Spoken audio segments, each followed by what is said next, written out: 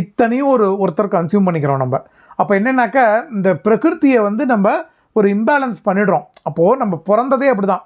அதனால நம்ம டென்ஷனாக இருக்குன்னா டென்ஷனாக தான் இருக்கும். ஏன்னா நம்ம பிறந்ததுலேருந்தே இந்த மோஷன் ஹஸ் பீன் செட். அதாவது நார்மலாக இருந்த பிரம்மத்தில் ஒரு சலனம் தான். நம்ம ஒரு பிரம்மம் இருக்குது, அந்த பிரம்மத்தில் வந்து நம்ம ஒரு ஃப்ரிக்ஷனில் அப்படி வந்துட்டோம். எதேச்சியாக ஆக்சிடென்டலி ஒரு காரண காரியம்லாம் கிடையாது. அது வந்து ஒரு லீலை, பராசக்தி லீலை. அப்போ என்ன பண்ணணும் அப்படின்னா நம்ம பேசாமல் இருந்தாலே போதும்.